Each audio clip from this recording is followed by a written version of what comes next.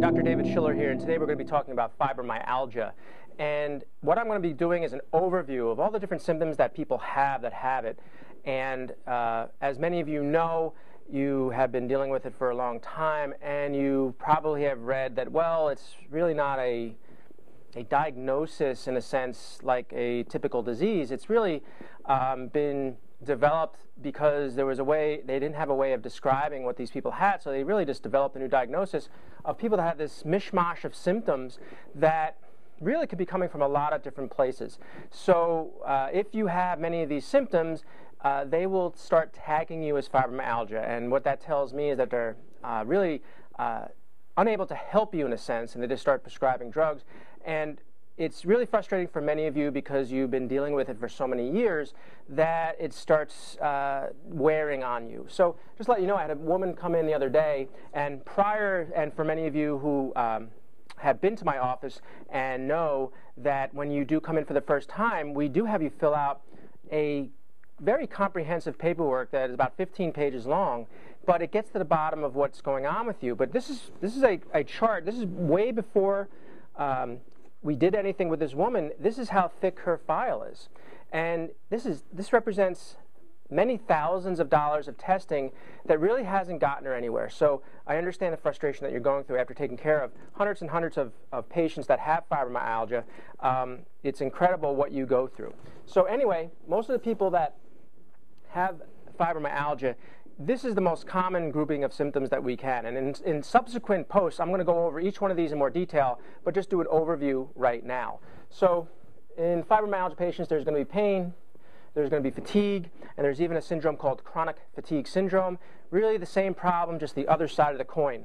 There's brain fog, there's digestive disturbances, and there's insomnia.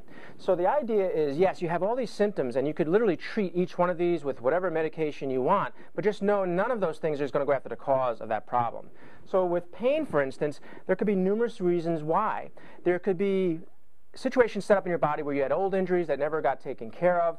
You may have a situation where you have the body not able to deal with the inflammation that's being produced from these old injuries or new injuries. The body is supposed to be taking care of this inflammation. The brain is supposed to be taking care of the pain. So the brain takes care of the pain by inhibiting it through numerous mechanisms. Some of those mechanisms come from the brain stem.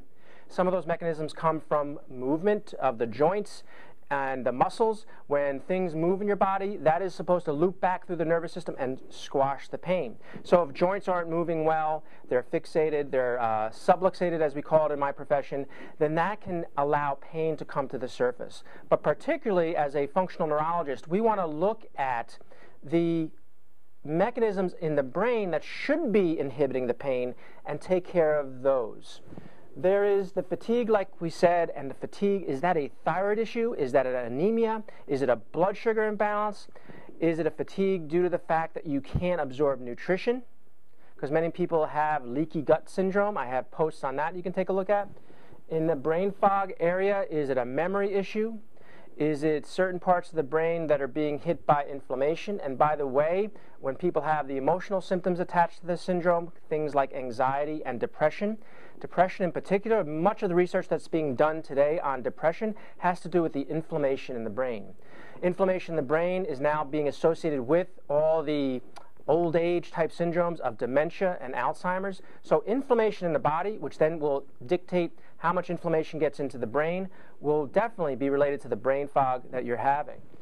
Digestive disturbances, like I said before, the gut can become leaky. The reason why is for numerous reasons. Whether you have foods that you're eating that you are not supposed to be eating because they are high in sugar, they are not organic, you're sensitive to them because you have allergies to them, that produces a ton of inflammation in the digestive system, and that is where the majority of your immune system lies.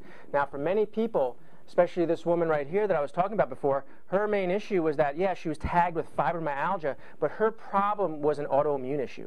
She has an autoimmune process going on in her body where her body is attacking itself. Now, in her case, she has a condition called Hashimoto's, which is a thyroid condition, but for many of these people, she had dystonic activity, meaning she had muscles that weren't working well, she had dizziness, she had many neurological components that could be associated with an autoimmune issue also. So the brain fog, the digestive disturbances. So we want to get that digestive system working better. And lastly, the insomnia. People don't sleep very well. If they're not sleeping well, they're not healing. That's when you heal. Well, where does the sleep issue come from? Is it because of blood sugar disturbances? Is it because of adrenal problems? Is it because of a brain issue not producing the neurotransmitters that allow you to fall asleep? So all these things need to be looked at, and that is the main problem. Everybody's coming in and they haven't been evaluated appropriately. They're being evaluated, but they're looking at each of these things independently and figuring, okay, what drug can we give you to make you feel better? Now, I get it.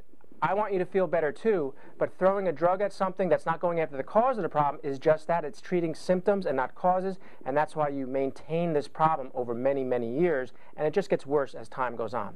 So take a look at my other posts associated with this post that goes into more detail of each of these symptoms. And I hope you get something out of this to take some better steps to getting healthier, and I hope this helped, and make it a great day.